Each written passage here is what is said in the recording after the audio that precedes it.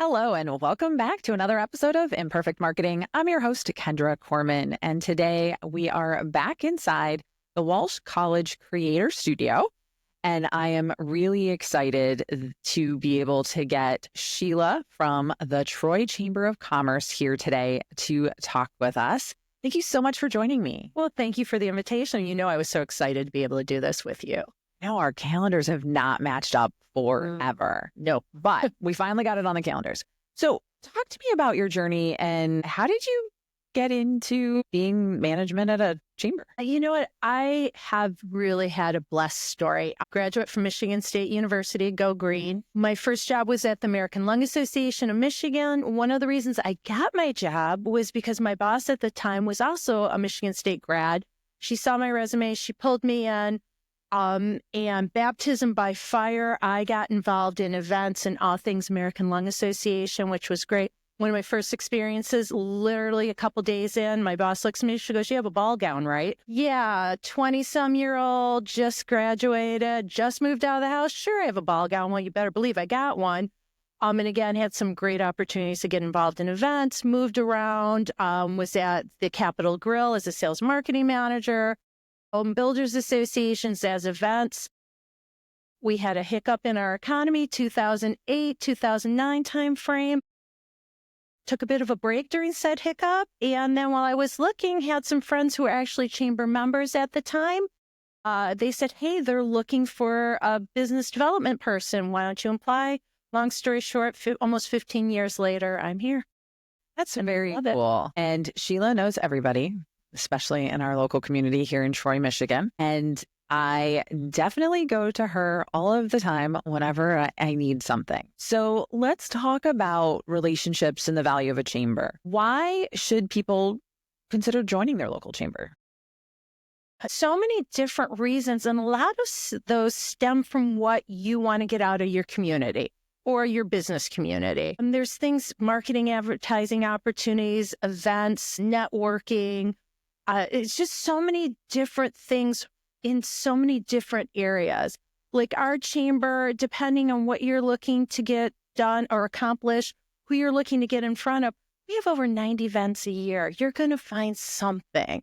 One of the coolest parts of any chamber is using the staff. Every chamber has a great staff. I can tell you ours is top notch. They know the chamber world inside and out. So you go to them to help you build those relationships. Yeah, so I think that's what's unique about chambers. Again, every community being a little bit different. Some are a little more residentially driven than business driven. Some are nice, both. Some have festivals, some don't.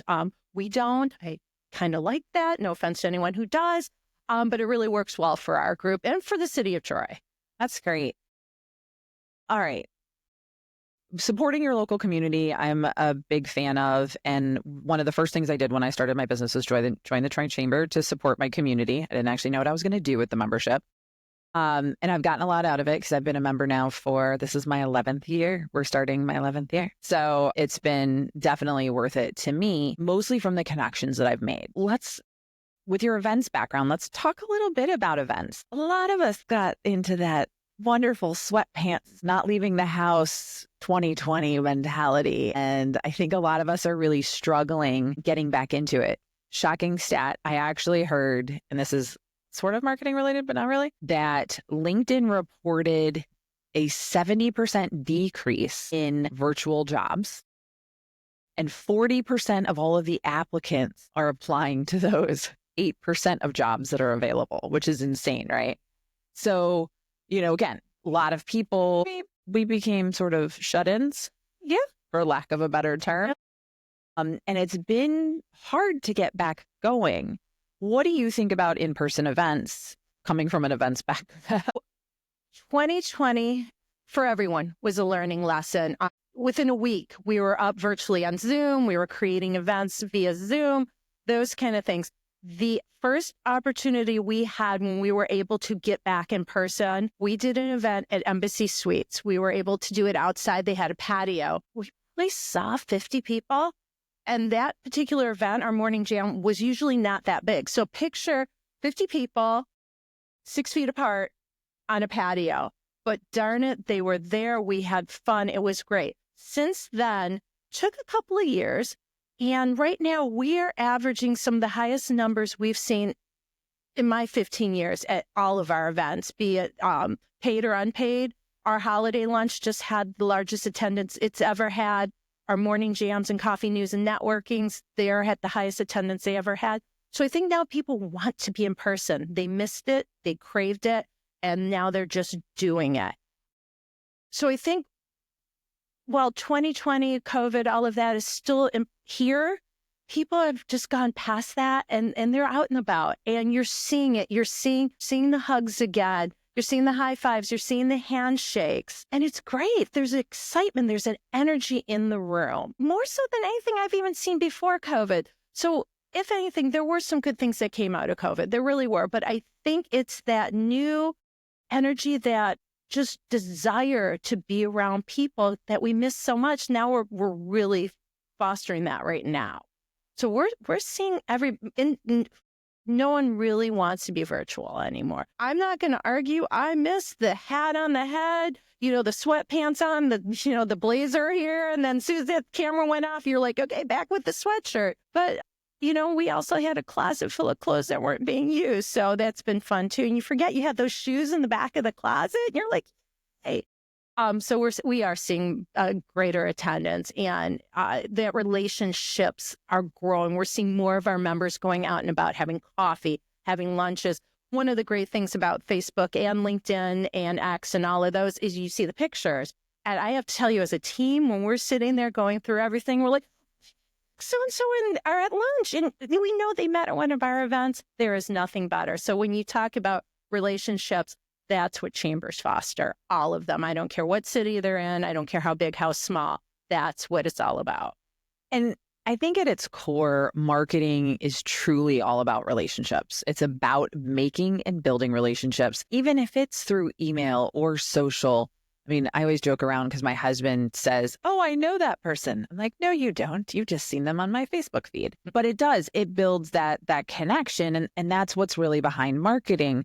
So let's talk about these in-person relationship building, because I do feel that in person, you can connect more with somebody and take it to the next level. So say somebody is headed to a chamber event, say one of your morning jams. Talk to me about what tips would you give them as somebody starting?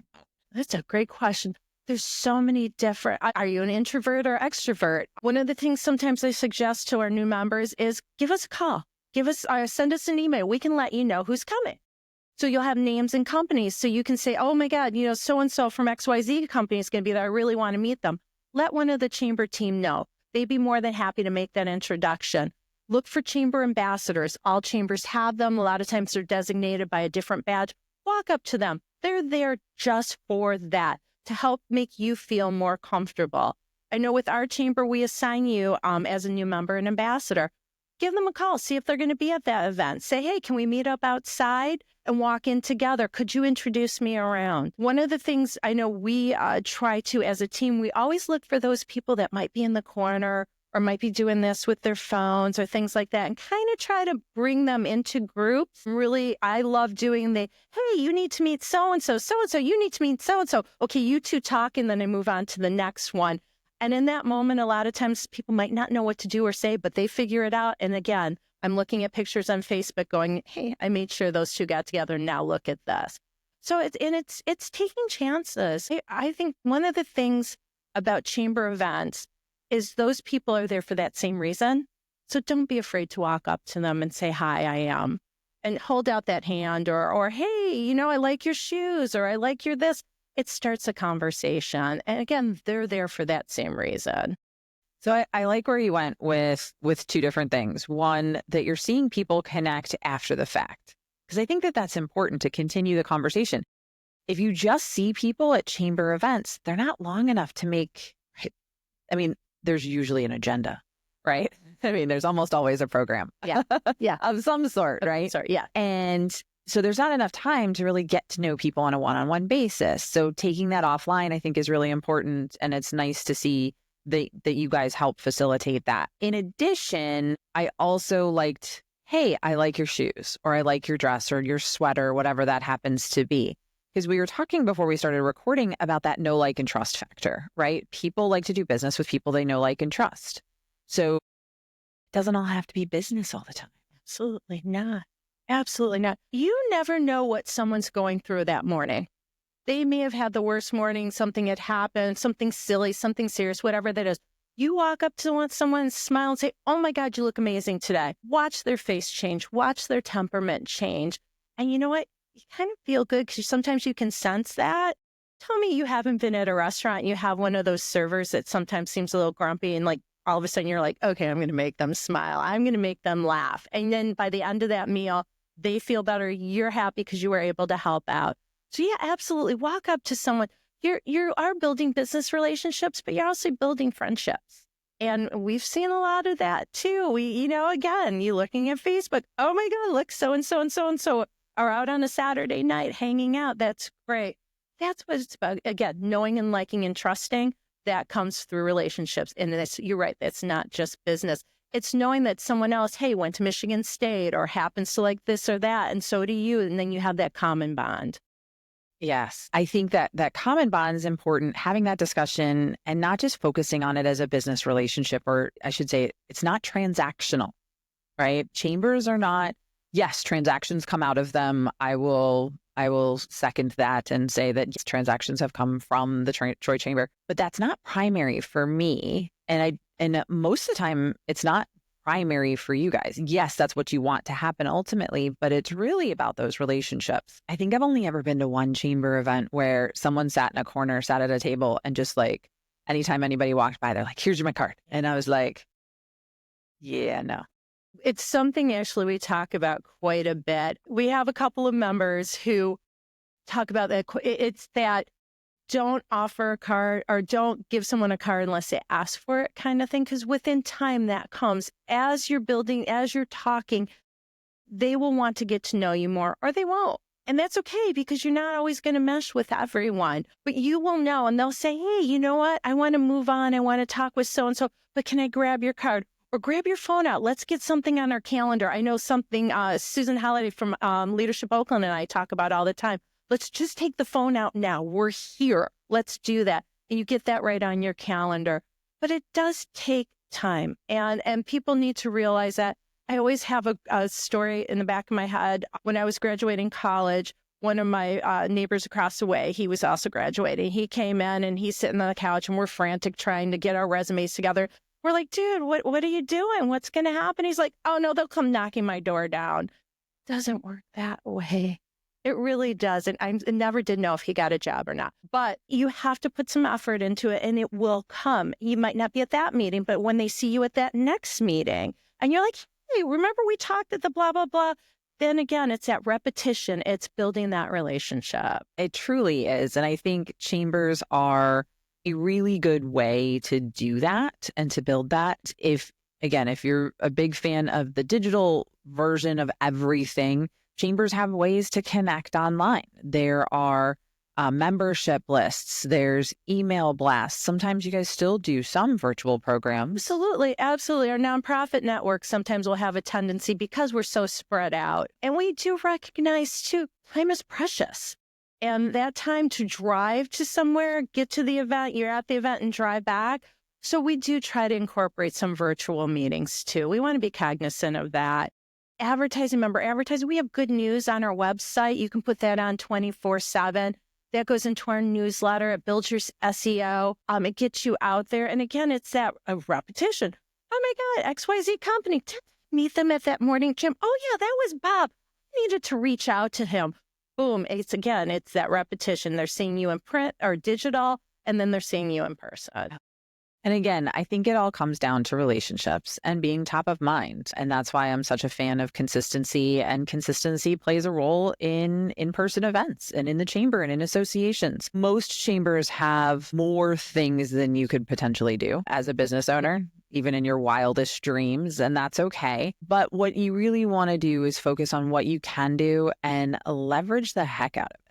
because your membership usually includes so much. And I'm a little spoiled because I am a member of the Troy Chamber. And I do think it's one of the best in the area, if not the best. I didn't join them all, so I don't know, but I'll say it's the best. But let's move into some marketing stuff. Mm-hmm.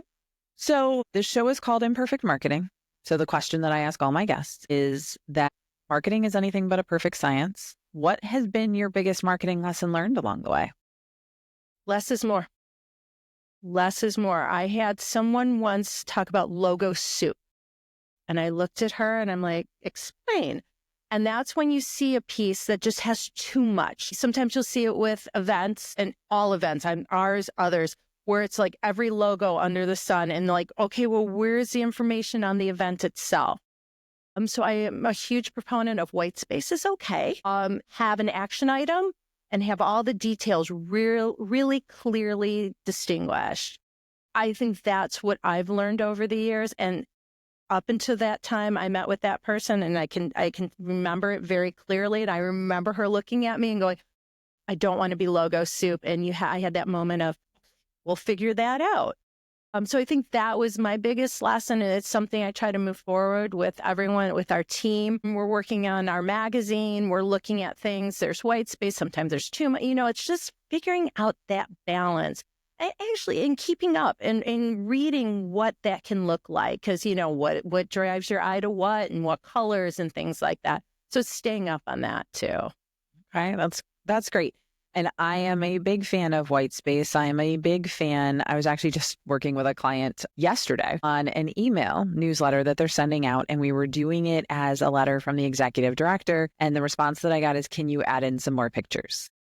And my response was, I don't want to. Because again, thinking about how people are reading things on mobile devices, they're looking for that quick call to action. They're looking for the clear information. I think a previous guest on the podcast was a web designer, and she said, is it easy to work with you?